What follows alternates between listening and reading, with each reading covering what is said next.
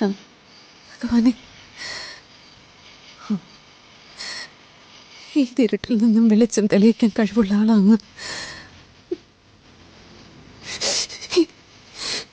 എൻ്റെ മോളെ എനിക്ക് തിരിച്ചു തരണേ.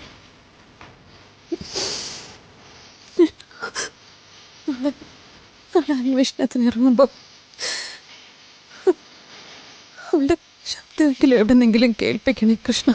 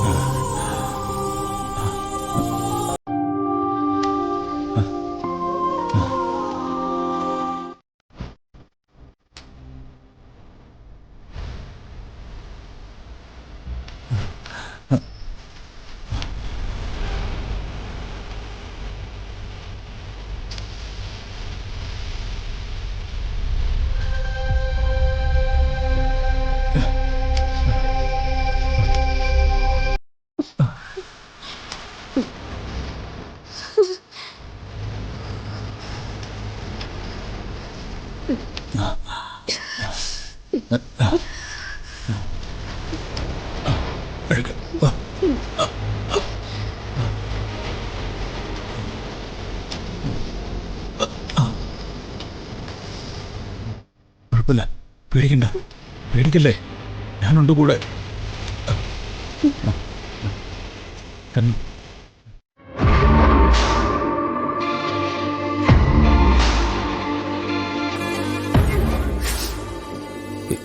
ഇനിയിപ്പോ രാത്രി തെരച്ചിലില്ല.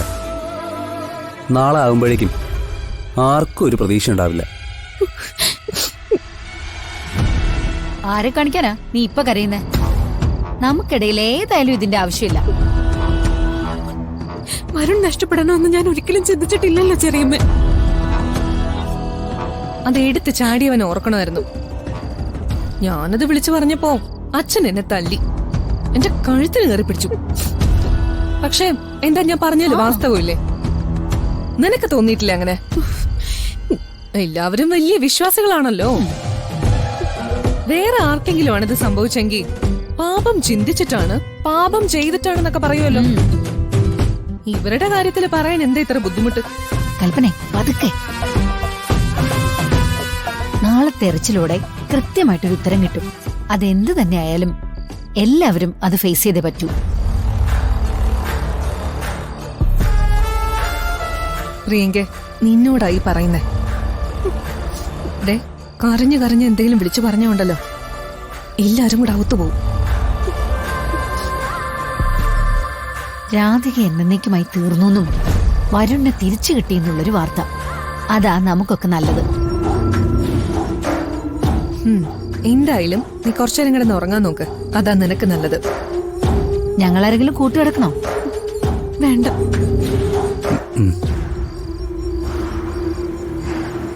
പ്രിയങ്ക, വാക്ക് മാറാൻ പ്രിയങ്കയ്ക്ക് പ്രശ്നമില്ലെന്നറിയാം. നീ അത് മുമ്പ് പലതവണ തെളിയിച്ചതുമാണ്. ഇവിടെ ഞങ്ങളെ ചതിക്കാൻ നോക്കിയ നീ മാത്രമായിരിക്കും കുടുങ്ങുക.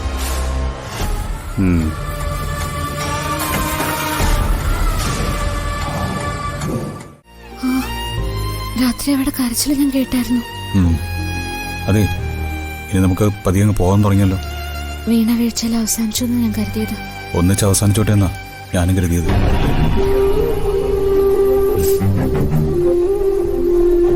അങ്ങനെയൊന്നും ദൈവം നമ്മളെ കൈവിടില്ലല്ലോ. ഒരുപാട് ജീവിക്കാനുണ്ട് നമുക്ക്. ഇന്നലെ രാത്രി മുഴുവൻ നമ്മൾ ഒന്നിച്ചായിരുന്നു. ഒരു രാത്രി മുഴുവൻ ഞാൻ എൻ്റെ പെണ്ണിനെയും കെട്ടിപ്പിടിച്ചു കിടന്നുറങ്ങി.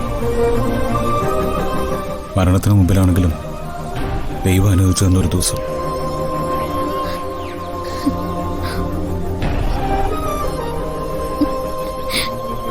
നമുക്ക് പോവാം.